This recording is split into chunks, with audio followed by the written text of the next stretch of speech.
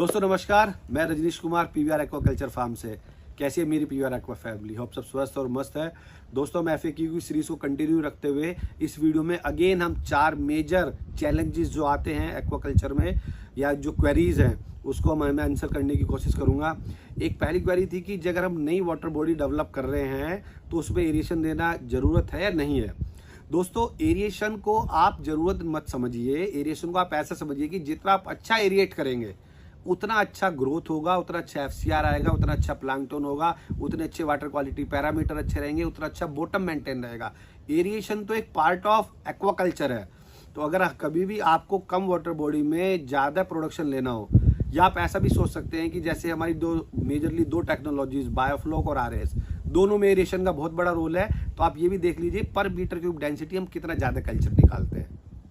तो एरिएशन तो एक पार्ट है एक्वाकल्चर का, वो अनिवार्य या अनिवार्य नहीं है, उस पर सवाल नहीं है। आपको कितनी प्रोडक्शन लेनी है और कितना अच्छा हैबिटेट देना अपनी मछलियों के लिए, उस पर डिपेंड करेगा।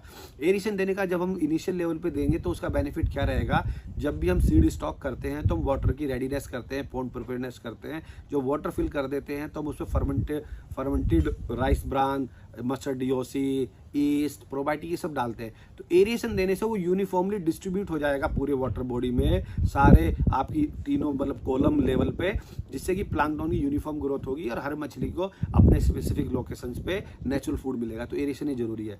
इसी में एक सवाल था कि क्या हमें जब भी हम फर्मेंटेशन करते हैं तो उसमें मोलेसिस हमें ऐड करना चाहिए नहीं करना चाहिए। ये डिपेंड करेगा कि आपकी वाटर बॉडी कैसी है। हर वाटर बॉडी का, हर टैंक साइज का, हर वाटर वॉल्यूम का, हर मछली के प्रति एक बिहेवियर अलग है।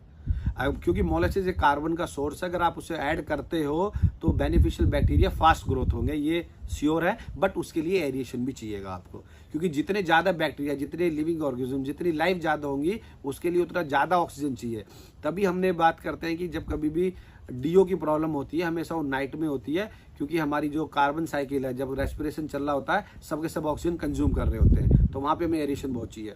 इसी में एक भाई की एक क्वेरी और थी कि सर ये बहुत सारी वीडियोस में या हमने बहुत बार सुना है कैरिंग कैपेसिटी। बिल्कुल बहुत अच्छा सवाल है। कैरिंग कैपेसिटी से आप ये समझ लीजिए कि आपका जो वाटर बॉडी है वो टोटल, चाहे वो फिश हो, चाहे झींगे हो, चाहे नेचुरल फूड प्लैंकटन हो, चाहे इंसेक्ट्स हो, टोटल इन टोटलिटी उसके अंदर क्या क्या वो कैरी कर सकता है। आप बहुत बार देखेंगे कि मछली कम है लेकिन प्लैंकटन काई जम गई है, तो वो उसकी कैरिंग कैपेसिटी डिसाइड करती है कि वो कितना कैरी कर सकता है इजीली कंफर्ट जोन से वो वाटर बॉडी। तो कैरिंग कैपेसिटी हमें इसलिए पता होनी चाहिए कि हमने किस क्यूबिक मीटर के हिसाब से या पर एकड़ के हिसाब से कितनी मछलियाँ, कितना बायोमास स्टॉक करा है। उस स्टॉक के हिसाब से ही आप उसे फीडिंग कराओगे। जो फीडिंग का वेस्ट निकलेगा उसी अनुपात से वो प्लैंकटन भी डेवलप होंगे। आप फर्मेंटेशन भी उस हिसाब से कराओगे। अगर आपको कैरिंग कैपेसिटी नहीं पता तो एक्वाकल्चर में one of the major region drawback failure होने का मेन कारण बनेगा ये कि आपको अपनी वाटर बॉडी की कैरिंग कैपेसिटी नहीं पता।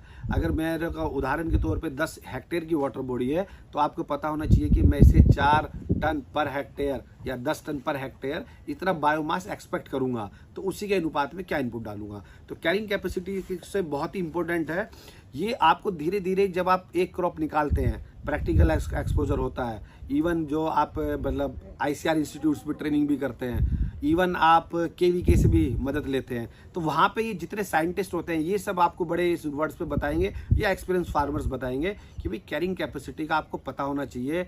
अब जो कैटफिश अगर पालन कर रहे हो आप 1 हेक्टेयर से 100 टन भी प्रोडक्शन निकाल सकते हैं, लेकिन उसके लिए उसकी कैरिंग कैपेसिटी तो है बट उसकी रिमेनिंग एसेसरीज भी आपको चाहिए। केवल कैरिंग कैपेसिटी से काम नहीं चलेगा।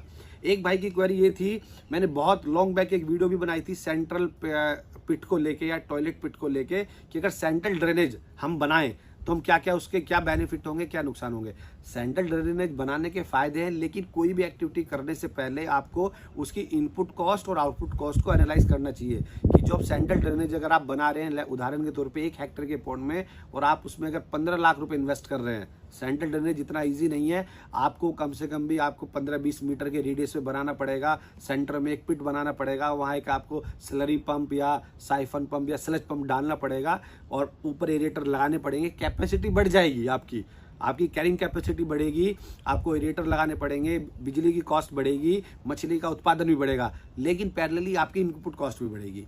तो आप कोई भी एक्टिविटी करते हैं तो ये आपको प्री पोस्ट ध्यान रखना है कि आपने क्या कॉस्ट इनपुट डाली है और उसके अनुपात में क्या आपको आउटपुट मिल रहा है। तो आप सेंट्रल पिट भी लगा सकते हैं, एरिएशन भी लगा सकते हैं, और आप क्या नाम कैरिंग कैपेसिटी इंक्रीज भी कर सकते हैं। All depends on you, depends on मछली की स्पीसीज। तो बने रहे अपने प्योर एक्वा यूट्यूब चैनल पर, जानते रहे फिश फार्मिंग से रिलेटेड बातें, और ये सीरीज को कंटिन्यू जरूर देखें। धन्यवाद।